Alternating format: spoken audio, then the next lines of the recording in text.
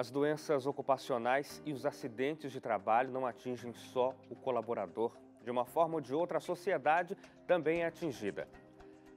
Isso porque, segundo o Ministério Público do Trabalho, só no primeiro trimestre deste ano, os gastos estimados com benefícios relacionados a acidentes de trabalho ultrapassaram R$1 bilhão, somados aí auxílios-doença, aposentadorias por invalidez e também pensões por morte e auxílios-doença. Muito se fala em déficit da Previdência, mas pouco é tratado sobre medidas eficazes de prevenção a acidentes de trabalho e doenças ocupacionais. Enquanto isso, ambos representam grandes desafios aos cofres públicos.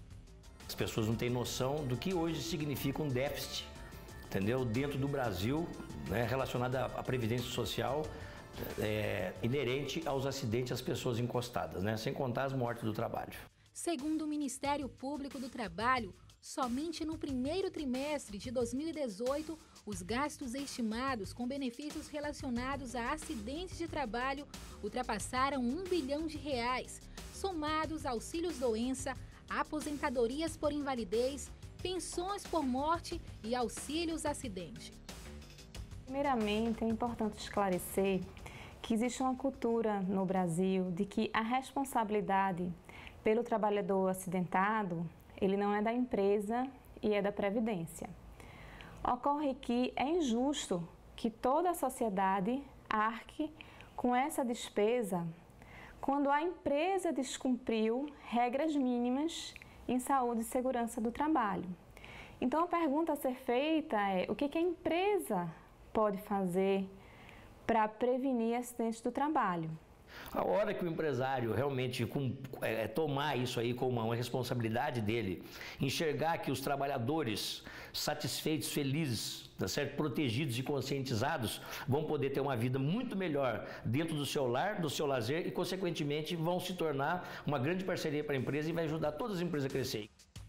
Os transtornos mentais e comportamentais também têm afastado muitos funcionários. Episódios depressivos, por exemplo, geraram 43.300 auxílios-doença em 2017. Em relação ao Estado, eu destacaria algumas atuações. Por exemplo, investimento nas ações fiscais do Ministério do Trabalho e Emprego nas áreas mais sensíveis a acidente do trabalho, como construção civil, por exemplo. Destacaria também um maior investimento em campanhas nacionais de prevenção de acidentes. E um terceiro investimento muito importante, que eu acredito que falta nos municípios e nos estados, é uma maior atenção aos Centros Regionais de Referência em Saúde do Trabalhador, os CERESTs, que fazem parte do Sistema Único de Saúde e têm como objetivo a assistência e a vigilância do trabalhador acidentado e a prevenção de acidente de trabalho. Enfermidades classificadas como outros transtornos ansiosos também têm onerado os cofres públicos. Em 2017, foram 28.900 casos. A procuradora destaca os direitos dos trabalhadores afetados por doenças e acidentes de trabalho. São vários os direitos, eu destacaria 4. O primeiro, o mais óbvio, que é o pagamento dos auxílios acidente ou auxílio-doença pelo INSS. É importante também destacar o direito ao ressarcimento às despesas médicas, que normalmente é pago pela empresa. Custo com hospital, com medicamento, com exames. Um outro direito que muitas pessoas não conhecem é a estabilidade no emprego, pelo período de 12 meses após o retorno desse trabalhador ao serviço. E um outro direito é eventual pagamento de indenização por dano moral ou por dano estético causado por aquele acidente ou doença ocupacional.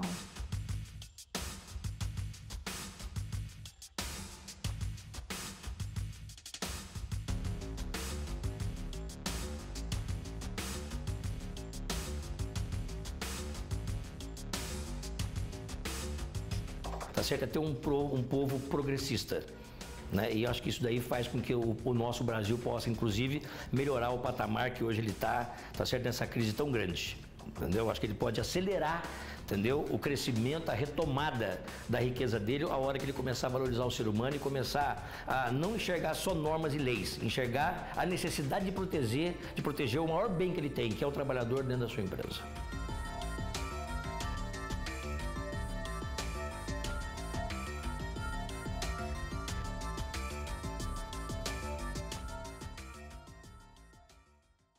E a gente volta aqui para o estúdio para continuar conversando com o engenheiro de segurança do trabalho, Eduardo Leitão.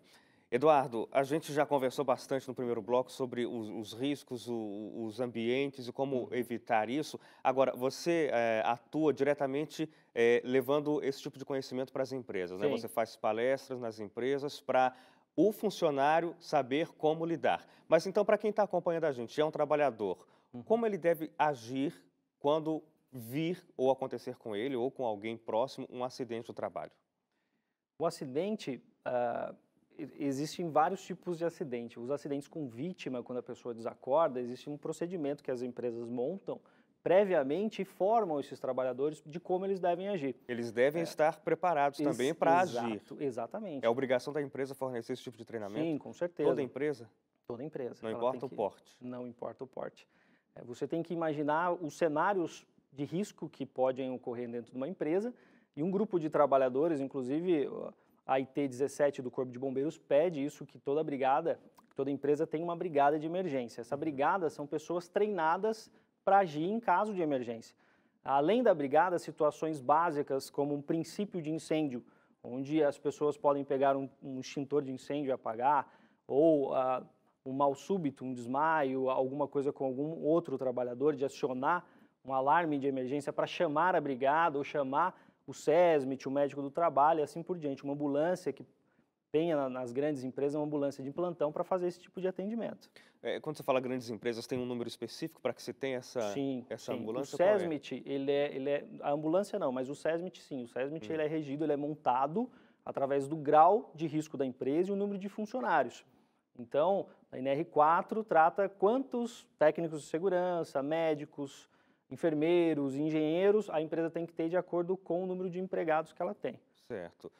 A gente falou bastante aqui sobre acidente de trabalho. Talvez a pessoa imagine que um acidente de trabalho vai ser quando o funcionário está, sei lá, cuidando de uma máquina e essa máquina faz uma fratura nele. Mas estar andando no corredor, escorregar num piso molhado e cair, isso também já é considerado um acidente de trabalho? Sim, é considerado um acidente de trabalho.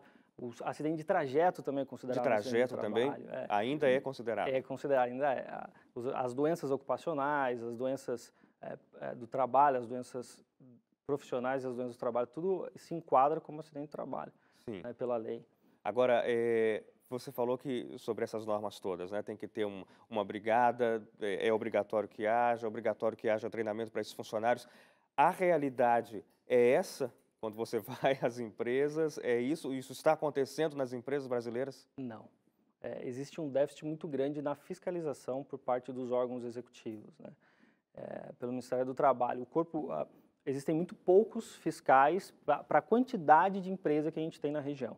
Então, as empresas, elas atendem parcialmente. Então, normalmente você vê uma CIPA, mas você não vê uma CIPA atuante. A CIPA é a Comissão Interna de Prevenção de Acidentes. É obrigatório que haja nas empresas.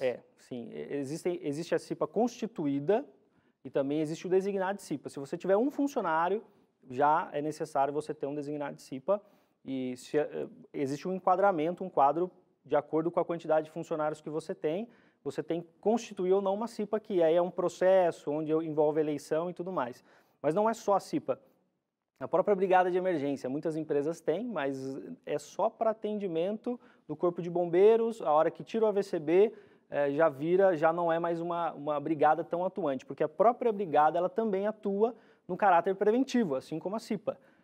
Mas é atendido, é feita a parte formal, mas a prática deixa muito a desejar. Não são todos, mas é o que eu costumo ver. Agora, se de fato a CIPA, a Comissão Interna de Prevenção de Acidentes, fosse atuante, os brigadistas fossem realmente treinados, se houvesse de fato um acompanhamento, uma intenção da empresa de oferecer para esses trabalhadores a orientação, a teórica necessária para agir, para evitar o acidente e para responder em caso de acidentes, talvez os números que a gente mostrou nessas matérias seriam outros? Com certeza, com certeza. Esses dois, a CIPA e a Brigada de Incêndio, elas são um braço direito da segurança do trabalho. Quando a gente imagina num SESMIT com uma empresa grande de 500 funcionários, o SESMIT é reduzido.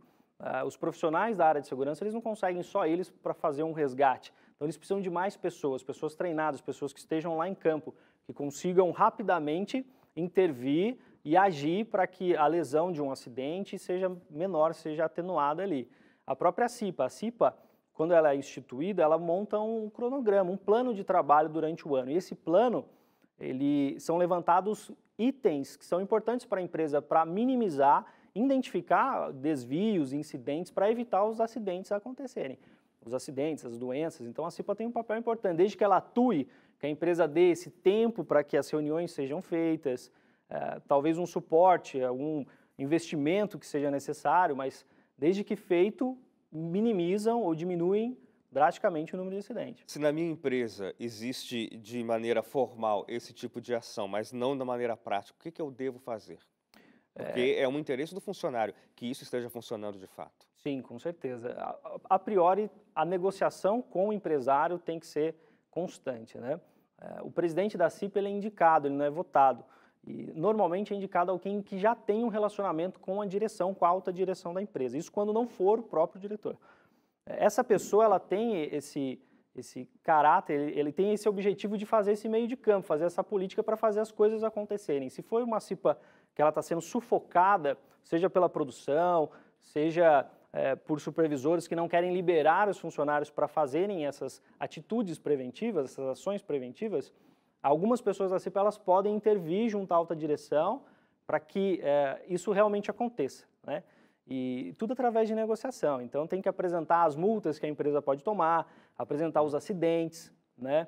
A empresa que não tem um SESMIT, uma CIPA atuante, o número de acidente é alarmante. Isso é notório. Quando eu pego a gestão de uma empresa para fazer, as empresas que sufocam a parte de segurança do trabalho têm números assustadores de doença, afastamento e acidentes. E o prejuízo é para todo mundo. Com certeza. Eduardo, muito obrigado pela sua participação com a gente aqui no Realidade em Pauta. Eu que agradeço, Hélio. Muito obrigado.